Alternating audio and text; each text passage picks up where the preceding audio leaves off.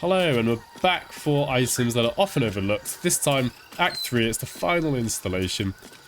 And the first item we're going to look at isn't overlooked because it's a bad item. It's probably one of the best items in the game, in fact, one of the best rings.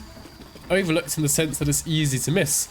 And I'm talking about the Band of Mystic Scoundrel. So it's here in the jungles, which you can get to in Act 3. I've already cleared out most of the dinosaurs that are here. There's only one sleeping dinosaur left. As they say, let sleeping dinosaurs lie.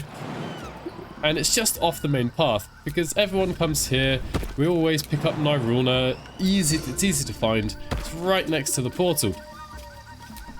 But up here, within this backpack, we have the Band of Mystic Scoundrel. So what does it do? After hitting a creature with the weapon attack, you can cast illusion or enchantment spells as a bonus action, and so many of the control spells are either illusion or enchantment. This works so well on the Swords Bard, unbelievably well, especially if you've got something like the Helmet of Arcane Acuity. That's pretty much an auto win in the game. Let's go and equip this on a Starion for a second. Yeah, let's take off the Smuggler's Ring. Right. I thankfully have a single dinosaur left. You can see it in the background. Let's just go to using a single weapon. Right, let's do this. Ah. Whoops. If somehow you didn't know, Niruna's in this chest right next to the portal. For Scouting King.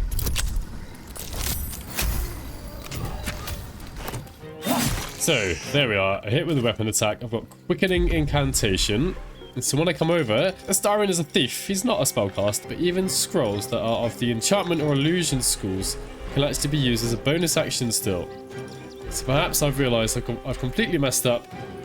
I just want to go invisible. And then all is good in the world. Anyway, this is an awesome ring. As I said, it's just easy to miss. It's not that it's really competing with other rings. If you've got a character that can use this, once it goes on, it will probably never come off for the rest of the game. My pleasure. Towards the beginning of Act 3, there's actually a trader that's kind of really easy to miss. And you have to fulfill kind of a certain set of conditions. Down here to the right, there is a sketchy, dodgy looking dude, Mr. Ferg Droger. If you've gone and made some less than kind choices with the Shadowheart, he's quite open to trading with you. However, indeed, if you've made the kind of choices, such as I have in this save file, do not bring Shadowheart with you. And if you keep speaking to him, trying to get him to open up, you can see and find out that he actually sells some other items. These here are his usual goods. These aren't the special goods, so everyone can find Cold Snap, the Dwarven Throw, and Hellrider Longbow. But here we're going to try and persuade him to show us the more special stock. And so now here we have the special wares that he's talking about. So we have Sethin, it's pretty cool. And that's a great axe, plus 2 great axe stack. To summon a spiritual weapon using a level 6 spell slot and potentially reduce an enemy, or one of your allies I suppose. The Robe of Supreme Defenses. While concentrating, you add your spell casting ability modifier to your saving throws and +1 bonus to armor class. That can really help you maintain concentration. I am recording in patch 7, not patch 8, so I don't have the new Circle of the Stars druid yet ready to show you. But this is one way to maintain concentration. And lastly, the Nymph Cloak simply gives you a once per long rest use of Dominate Person, a free level 5 spell. As I mentioned in my other video, Act 2 video, this is one of those items that you can use, equip, and then swap it out for another item, another cloak. Right next to the Undercity Ruins waypoint, there is a trader here. His name is Voiceless Penitent Bureki. He's got a few cool items, but the one I'd like to pick up, this one here. Bone Spike Helmet. Now, it's obviously made for barbarians because there's a bonus when you rage, but actually, I quite like putting this on anyone who's a martial character because, yes, we have Fury of the Marrow that deals psychic damage when you rage. It gives Intimidation +2. That's kind of okay, it's alright, but it's this one here. It gives you Menacing Attack, and it gives you this once per turn, every single turn. It doesn't use up a resource. And you don't need to be a battle master to get this, you just get it with the helmet. So it gives you a tiny bit of extra damage, but also can possibly frighten an enemy. I think the reason this might be overlooked is because it looks like it's for a barbarian, and yes, you get more benefits for a barbarian. It is useful for other classes though. But the other thing is, by the time we get to Act 3, there are just some amazing helmets around. and it's just fighting for a spot that's almost always going to have something else that overshadows it. Anyway, we're going to take this. I also want to just briefly point out that there's a whole bunch of alchemy ingredients here, so if you like your elixirs of Cloud Giant Strength, you can pick up like Cloud Giant Fingers here. If you like your elixirs of Heroism, the Pegasus Feathers. But anyway, yeah, he's got a few ingredients. Or your elixirs of Bloodlust, another good one. I'm going to briefly give this to Lae'zel because, like I said, actually, like, for example, we've got the Helm of Baldur in here, which is probably better. So this isn't going to be a very fair fight. But hey ho. Right. Now I need to be careful. Because actually, for example, Lae'zel here is already a Battle Master. And so there are two different icons for the menacing attack. You'll notice one of them here says it uses a superiority die, whereas the one down here does not. And this one also says per turn. So we're going to use this one against the penitent here. Very frightened as well. And on a Battle Master, it actually sells one of her Battle Master dice. The damage that it does is a little bit strange in the fact that when we look here, we can see for the damage roll, we've got the weapon damage 2d6, plus 3 from the enchantment, plus 6 from the strength modifier, plus 4 from proficiency. Normally you don't add your proficiency to your damage. We've got another strength modifier, that's because of the weapon, and a plus 10 from Great Weapon Master. For Lae'zel's second attack action, I use Menacing Attack, but from the Battle Master maneuver, not from the helmet. And we can see instead of adding proficiency, which it shouldn't do, it adds the normal 1d10. So the Battle Master maneuver itself will do a little bit more damage on average, but with the proficiency added here as damage, it raises the minimum, but the maximum is lower also. And this is once per turn. I used it before combat, and now on this is the first round of combat, so you can use it again. There we are, job done. The next two items come from defeating a certain hag in Act 3, so you can't side with her. And once you've saved Vanra, you'll find on Antiatha's body Ring of Feywild Sparks. And you know why your Sorcerous Tides of Chaos feature is active, you will always trigger Wild Magic Surge. So why is this here? Because I don't even have any sorcerers on my team. I've only got a Cleric, a Monk, a Ranger, and a Wizard. But what this doesn't tell you is it actually increases your spell save DC by 1. So Gale's spell save DC is currently 21. Let's change out the Shifting Corpus Ring. Ring of Feywild Sparks, and oh, look at that. It's now 22, and it even says here, +1 from Ring of Feywild Sparks. I don't know if this is intended to be left out by Larian or not. Whether this is like, you know, this is an item from the Fey. It's a bit trickstery, it doesn't do what it says. But it gives you +1 spell save DC, and this is, I think, correct me if I'm wrong, but I think this is the only ring that gives you this benefit. So first of all, defeat the hag, get the Ring of Feywild Sparks, give it to a spellcaster. And then head back to old Marlowe's place, go find our old friend Mayrina. Yes, Here we are. As a reward, we get the Fey Semblance Amulet. You have advantage on Intelligence, Wisdom, and Charisma saving throws. Originally the kidney stone of an arch-fey, this object has been passed down through the centuries. Anyway, this is really good, especially for the characters that don't have proficiency in, especially Wisdom saving throws. Because as I've mentioned before, the spells that force Wisdom saving throws that are usually the most annoying, that might control you, hold you, make you feared, things like that. So this is really good to have on a character who perhaps is lacking on it. Or maybe you've got someone with a risky ring, or you just really want to beef up that saving throw. Stick it on, let's say, a paladin who's already got a high wisdom saving throw anyway from their aura, presumably. Then they have advantage on it. You're never going to suffer from the effects. There, you've broken into the Steel Watcher Foundry. And inside here, there are 2 items to come and pick up. Well, one of them needs to be crafted. So to do the crafting, we're going to pick up the Steel Watcher Arm, which is on the table that says Steel Watcher Arm Unit. We're going to head to the west. Oh, headed too far. On this table, there is the Watcher Targeting Module, or just the Targeting Module. And then in this room, on this table just here, there are the blueprints. Watcher Crossbow Blueprints. So make sure you pick this up. Head over to the north. There's this table here, which you can interact with, and it brings up this crafting screen straight away. Stick in the blueprint, the module, and the arm. Ta-da! Voila! The Hellfire Engine Crossbow. I think this is overlooked just because it's easy to miss. Very easy to miss. I'm going to give this to our good old friend Minsk. Never a dull moment. Now I said there were 2 items in the Foundry here, so what we're going to do, we're just going to show you where the other item is, and it is actually inside this main area. And again, it's just easy to miss. It's not necessarily the best item, the best helmet. Well, there's a helmet either. Down we go. No time to rest. As we go along, simply the Steel Watcher helmet. So it is a medium armor, gives you dark vision, and importantly can't be blinded. So this works so well with something like Darkness or Hunger of Hadar.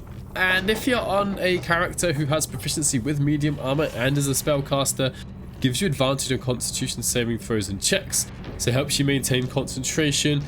Prime examples would be druids and clerics, I would say. And let's give that to Shadowheart. Plus, you can look like a Steel Watcher, so you can roleplay, cosplay as a Steel Watcher. And so this Hellfire Engine crossbow gives us a lightning arrow, but it's actually the level 4 version instead of the level 3, so there's a bit of extra damage. There we are. That's once per long rest, sadly, not a short rest or anything. And I'm just going to drink a potion of speed so I can show you this other one, Reposition Malefactor. So the enemy has to make a dexterity saving throw. Maybe come around here. So the enemy has to make a dexterity saving throw or be pulled towards you, which is pretty cool. I quite like that. It's quite unique. And the really cool thing about this repositioning ability is it's not like once per turn, once per short rest. It's just every time you've got an attack action. Although it does use the whole action, unfortunately. Within the Jannath estate, around the back here, I'm just going to be sneaking in. Around in here, let's make sure everybody's hiding. Inside this strong box, this safe, I'm just waiting. we have an item that's not really particularly powerful, but it is just quite rare. We have here a hand crossbow +2. And there's really nothing special about the hand crossbow apart from the fact it's a +2 hand crossbow. And kind of next door to the Jannath estate, we have over here, some of you might know what this place is, we have over here what is said to be Elarathin's residence. And if you manage to get yourself a harper pin from some little boy, you can actually pick up a harper pin in Act 1. Down in Grimforge, there's a dead drow. And that harper pin works perfectly well inside this here, this pin slot here. You know,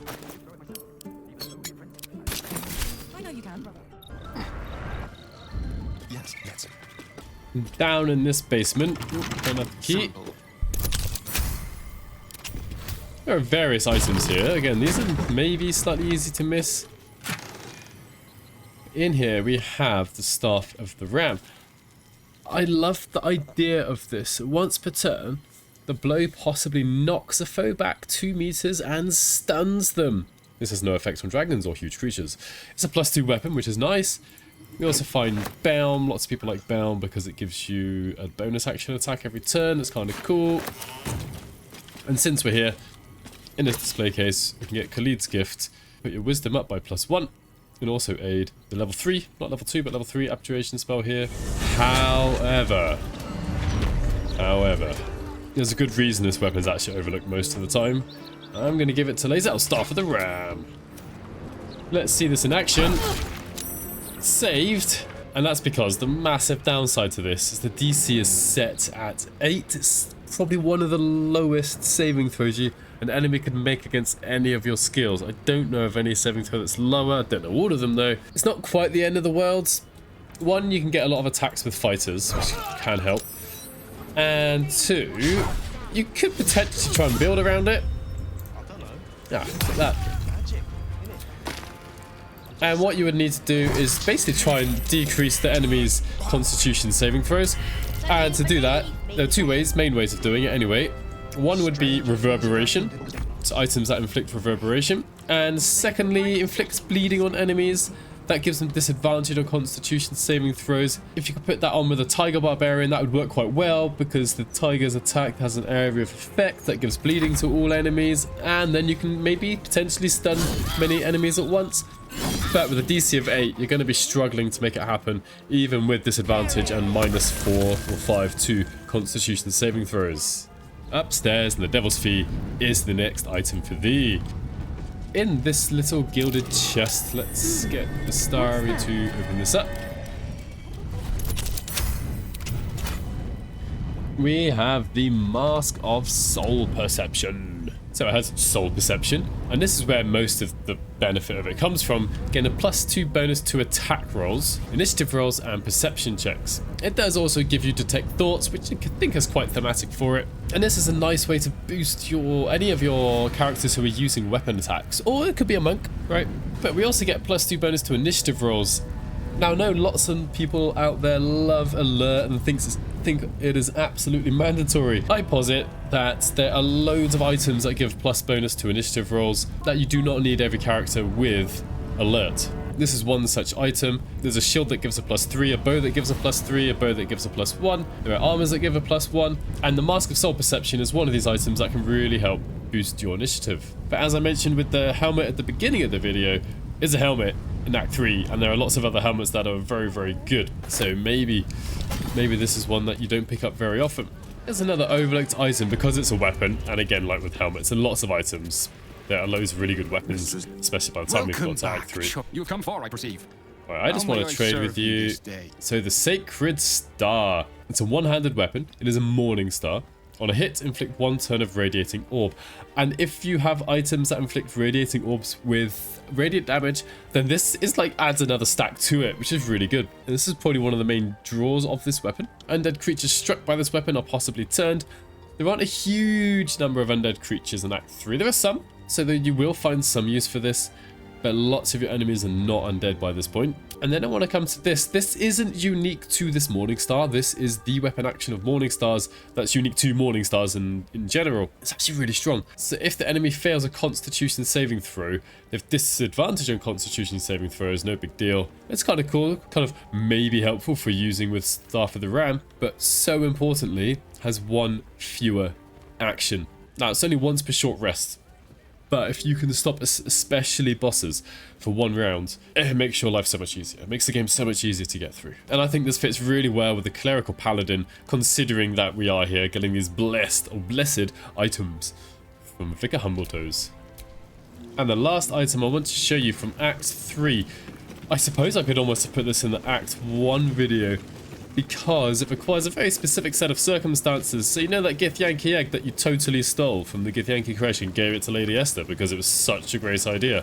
And then you came to Baldur's Gate in Act 3 into the Lodge of the Society of Brilliance, and you found Lady Esther is dead, and then there's Pataris who attacks you. On his body, I've actually already looted it, on his body we have Unflinching Protector Amulet. When a nearby ally is targeted by an attack of any kind, you can use your reaction to make this attack automatically miss. This effect can only be used once per short rest. So in a sense, a little bit like a low divination roll. And so, Shadowheart's about to be attacked by the Steel Watcher, and I can use Legendary Protection to make it miss. It's only usable once per short rest, as it says on the item. So make sure you use it at the opportune moment. I want to give a thank you to Dean, who helped come up with some of the item ideas for this video. Thank you for watching to all the members of my channel. And hopefully I'll catch you in the next one.